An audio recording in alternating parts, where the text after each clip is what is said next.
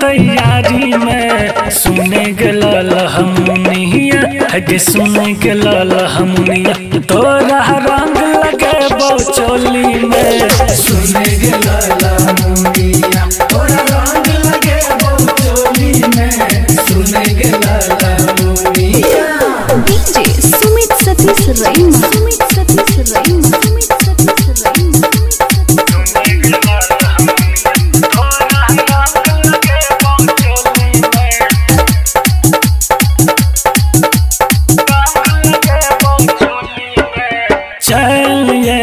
होली छौरी करे बारा मान गे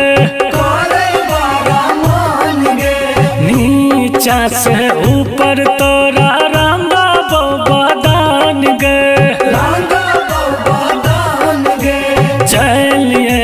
होली छौरी करे बारा मान गे नीचा से ऊपर तोरा रंगा बदान गे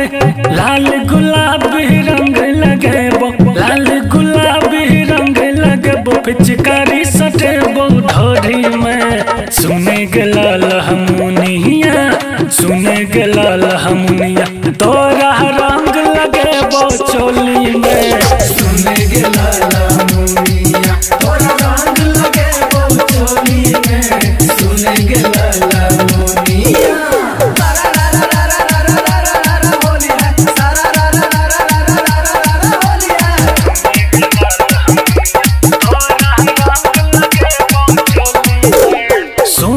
गोरकी खोल तू खिड़की आपन बंद के बार गे रंग से तोरा भर दे सूट सलवार गे सुन के गोरकी खोल तू खिड़की आपन बंद के बार गे रंग से तोरा भर दे सूट और सलवार गे कहे छौरा शंकर बिहारी कहे तोरा शंकर बिहारी रंग लगे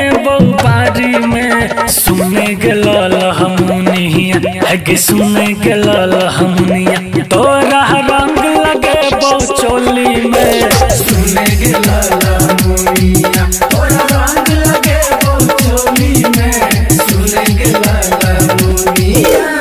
ई होली कुछ खास मनेबो तोरे गाँव में टरोली घुमेबो ई होली कुछ खास मनेबो तोरे गाँव में टरोली घुमेबो रहिया तू तैयारी में सुने गलल हमनिया है सुने गलल हमनिया तोरा